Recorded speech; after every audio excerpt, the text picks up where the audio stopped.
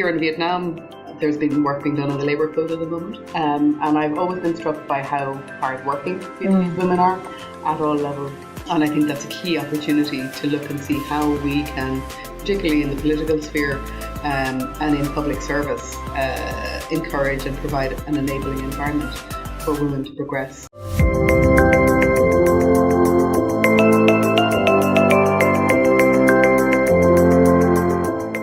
Thank you, Ambassador, for your time, joining us in our new, sort of very exciting but very humble efforts to bring in women in different fields, different sectors, different ages, different workplaces. So we would love to hear from you in some of the, we call fascinating story that we'll be able to share with us. Is that our audience is female, leaders, female professional, female practitioners, or simply goes, and some of them name themselves as females wage earner. We're gonna see how we see the life in work, not just life in life, but life in work, and how to make sense based on the experience we can share with each other. So please give us some time and with your own story. Great. Well, thanks so much for asking me to take part. I think it's a really great initiative. So I'm the Irish ambassador, and I've been in Vietnam for nearly 3 years now. And maybe one of the interesting things for me in terms of my general getting to know Vietnam has been how present women are in the workplace.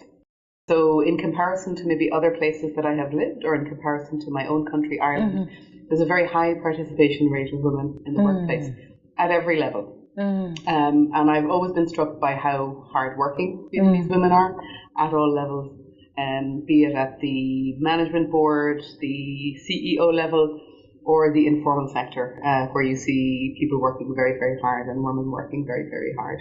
And I think the interesting thing that I found was that, first of all, we could learn a lot of lessons in Ireland from just how active women are, particularly in areas like business, starting their own business and being brave enough to take on the risk of business. But I also found the more that I talked to Vietnamese women, particularly women's organizations, women's business organizations, or civil society partners, that women are out there, they're doing business, they're working hard, but they're also working hard at home. And they carry very heavy responsibilities. So if they're out in the workforce, it doesn't mean that they have they put their feet up when they go home. They have to work very hard when they go at home. And I've often had those conversations with Vietnamese women. How do you balance?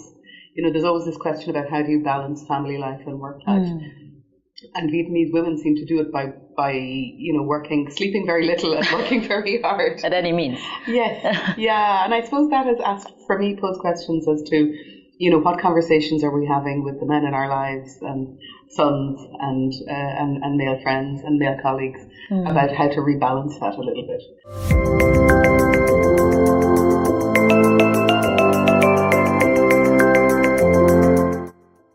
And so what is the key observation, and actually can streamline with different efforts that I understand that Irish Embassy is one of the leading agencies helping so many organizations and companies in Vietnam working on gender equities, among many others. So what is the key backbone or observation that you actually mainstream with the gender equities work in Vietnam? Well, I think for us it's been very important to take a leadership approach. So we're fortunate in our department, in our foreign ministry in Dublin. Our minister and the head of our department has taken a particular interest and has taken on a leadership role on gender equity issues. So this year we launched a gender equality and diversity plan, a strategy. And we have had the first networking event for LGBTI people within our ministry. And I think that senior level leadership has allowed our embassies around the world and also our department to allow ambassadors and embassy teams to now treat this as a priority. So sometimes I think gender can get lost.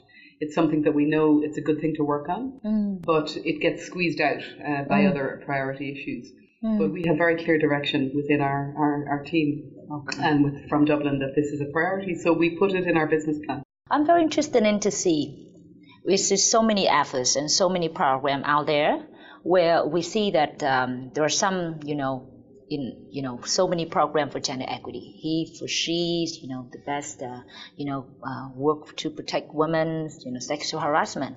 And in some cases come back to some very interesting statistics saying that women in Vietnam already empower with a lot of people already in leadership level.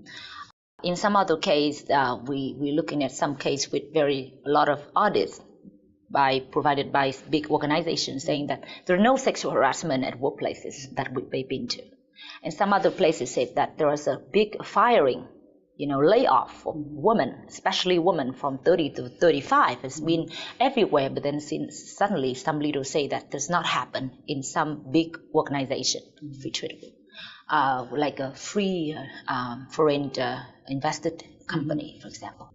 So the myth of having those statistics actually is influencing people mindset, because right now we are getting so influenced by what posted on Facebook or newspaper, giving people such as really confusing and sometimes overwhelmed how we just look at different effort and what is truly the problem in order to perceive it is the issue that we have to address.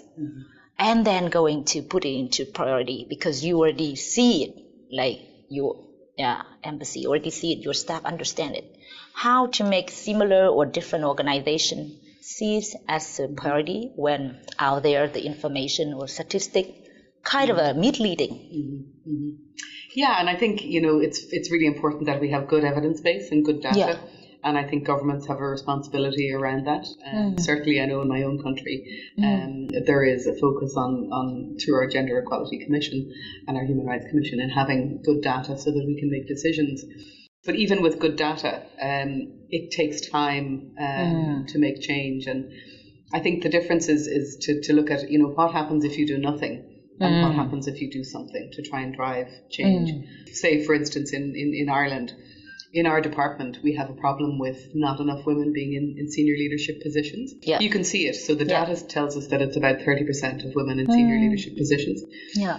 And we realized within our management team that if we do nothing, it's going to take 100 years to change that. Right. So we need to be proactive. And we need to take specific actions that will enable women to progress into senior leadership positions and to retain them and to make it an enabling environment for women to progress.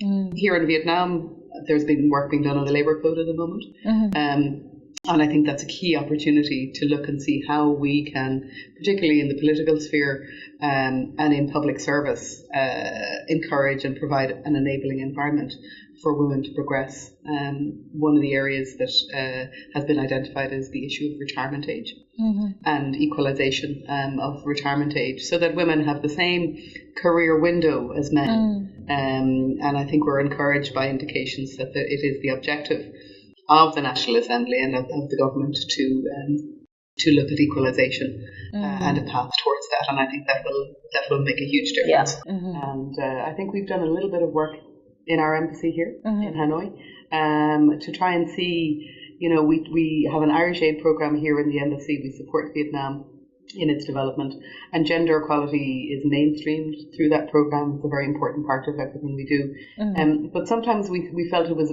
very important for us as a team, not just to look at external partners, but to also take it back to our own office and see, do we really understand what it means to have a gender equal workplace? Do we really understand the impact that it has? So we took some time out as a team and we got in a facilitator. And we looked a little bit at sometimes the cultural differences between Ireland and Vietnam, and also in terms of how things play out at home, because I think on issues like gender equality, it's not something that you can silo into the workplace or at home. Right. It's so personal to ourselves. So personal. That you bring it everywhere. Yeah. So it sometimes it goes into conversations which you might not normally have in the workplace. So you start to talk about, what's the practice at home? How do we, if we work hard all day, what happens then when we get home? We had some really interesting conversations around that, about different attitudes between different generations. And also really challenging conversations about like what would we like for kids, and what kind of future do we want for them, and if we want our daughters not to carry the same burden as women are carrying today, what do we need to do to change that? So I think with something like gender equality and in the workplace in particular, you need to make time. And then from the team here, I guess, what we tried to do, and particularly with our away day, was to make it, about the whole team. So all of our male, female colleagues, and all of our staff, our support staff, our drivers, our support team, our senior management team, everybody came on, because I think everybody has a really important role to play in everything we do, and it's very important to hear everybody's voices, and to allow space to do that. So it's kind of working bottom up with the whole team, men and women of all grades, all different roles, and then getting that buy-in from senior leadership.